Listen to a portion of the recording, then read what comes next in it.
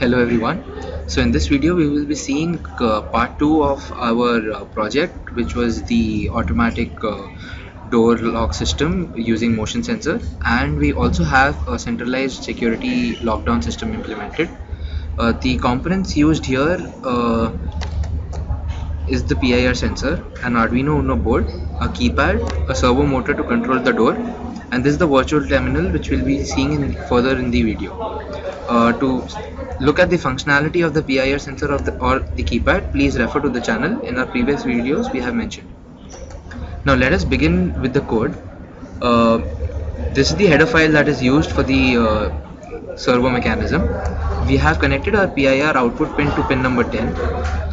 These are some of the variables that will be used during the code, and we will see their functionality as we move on. The key points here are there are 4 rows and 4 columns. It's a 4x4 matrix keypad, as we saw, and the rows have been attached to pin number 2, 3, 4, 5, and the columns have been attached to pin number 6, 7, 8 and 9 of the Arduino Uno. Now this is the function keypad, which I'll come back to later. This is the setup. This is the initialization part of the Arduino. This tells that the this tells that the servo has been attached to pin number 12, and this declares the PIR pin as the input pin. All rows have been set as output pins, and all columns have been set as input pins. This is this serial baud rate has been set for the serial communication with the virtual terminal. Now let us go to the loop. This loop is iterated indefinitely as long as the Arduino is powered up. Now millis is a inbuilt function within the Arduino libraries, which takes a timestamp of the current time. Now if the time right now and minus the delay is greater than the period that we have specified, this is used for the non-blocking delay. This is basically used for error correction between the keypad flicker, debouncing and other kind of issues that come with the keypad. So if this is true, then the delay right now is the delay is set to the current time. What this basically does is, if this is set and the next key is pressed within the period, then this code further will not execute. This will only execute if the current time is greater by the previous time by the specified period, which is 50 milliseconds. So now if this was true and the keypad is now successfully working, there are as we know it's a 4x4, so there are from case 0 to case 15. So we have used two variables here, A and B. What A basically does is there are some characters that we are using for the password setup. The password has been can be set up here. This is for the security lockdown system. As we can see, the pass has been set up as 1, 2, 3, 4. Now going ahead, so whenever a useful key is pressed, A is set to 1 and B is set to the value of the key that was pressed. So suppose I press 1, B will be set to 1, I press 2, B will be set to 2, I press 3, B will be set to 3. Now there are some characters that we don't want in the keypad, like F1, F2 and other keys. So A and B are both set to 0 in that case. Moving ahead, this is the button that we use. This is the key that we use for entering the password.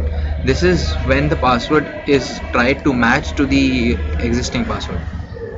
So in this case, B is set to 0 and A is set to 2, and the default case says that the A is equal to 5. So these are the 4 A cases of A. Now let us see, if A is equal to 1, then a character has been detected. So what it does is, whatever character was detected was stored in B. Now it puts it into the array of the password input.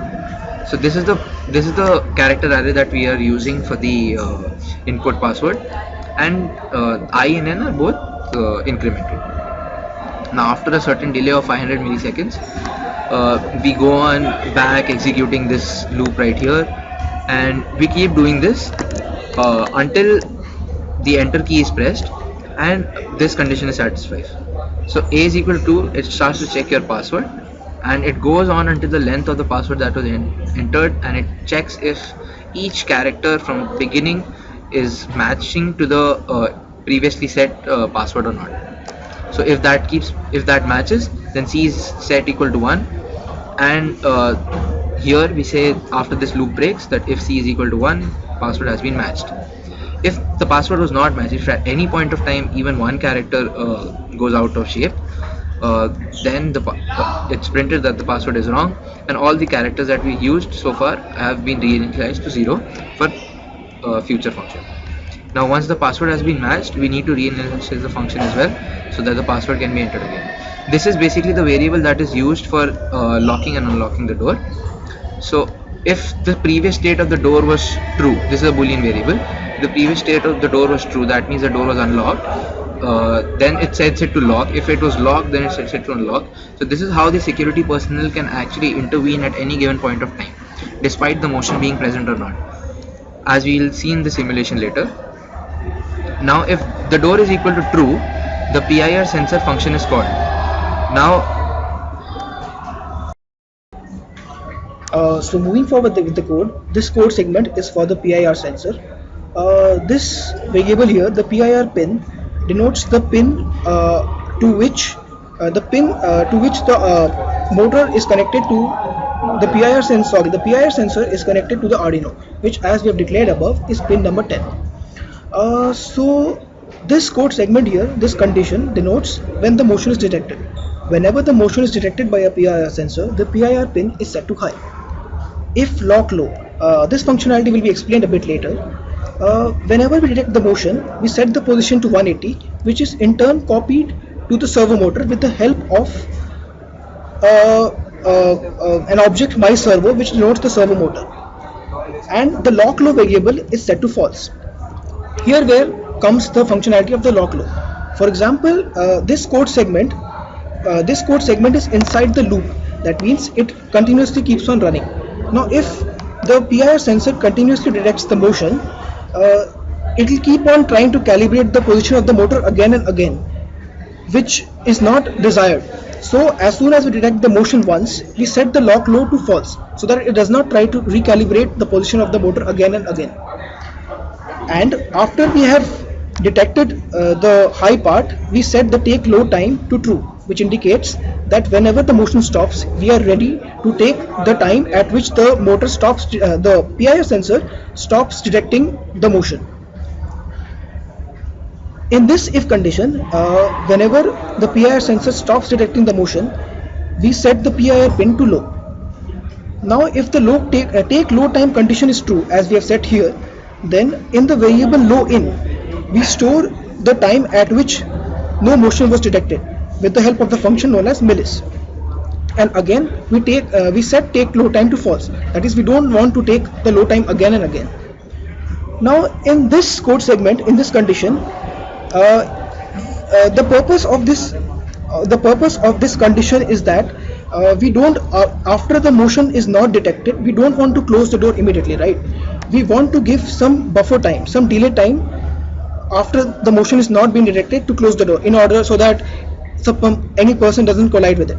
So again, millis here stores the current time, and it compares it with, it subtracts the time from the last point at which the motion was not being detected, and checks whether it is greater than the buffer time or not.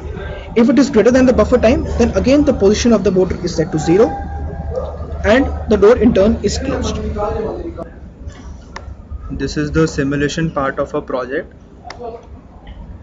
PIR sensor gives output low when no motion is detected, and then output high when a motion is detected. The state here, which is 0, shows that there is no motion detected at this time. Now when the state will change to 1, it means the motion is detected and we can see the door opening. Now if I'll change the state to 0, that means no motion is detected. The door will close after a few seconds, as we have given a delay of few seconds. Now we can see the door being closed. We have also incorporated a centralized security system in the project. If the security person feels the need to shut down for a complete lockdown, he or she can manually lock the door. Now if this motion is detected, state is 1, the door is open. Now if the security person wants to lock the door, he will enter the password. The password is 1 2 3, 4, and for enter we have used the plus symbol. See, the password is matched and the door is closed. Now, even if the motion is detected, the door will remain in the closed state. And now, if we change the motion, if they change the output of the PI sensor, that is 0, the door will still remain closed. Now the system is in a lockdown state. This means that the security personnel has manually locked the system by the password. Now, even if there is some motion, the door will still remain locked. Now we'll see that. I'm turning the pin to 1, which means the door there is some motion, but the motor didn't move, which means that the door is still locked. Now what if the security personnel enters a wrong password? Now we'll simulate it. I have entered 1, 2, 3 and 5. This is not the correct password. Now let's see what happens. Now it has given a wrong password, which means that even if there is a motion going on, the door is still locked. Now I will now give the correct password to see if the system actually unlocks. 1, 2, 3 and 4. Now the password has matched. Now if I give the motion, the door should unlock. Now the motor rotates and the door is now unlocked. Now we can perform this numerous number of times. As we just saw, we saw the simulation for the code. The motion is ended, the door is in closed state right now. We have seen the simulation and we have seen the code for this. So our project has been implemented in software. The next stage will be the hardware implementation, and this is the progress we have made so far. Look out for our next video where we will show you the hardware for the same. Thank you.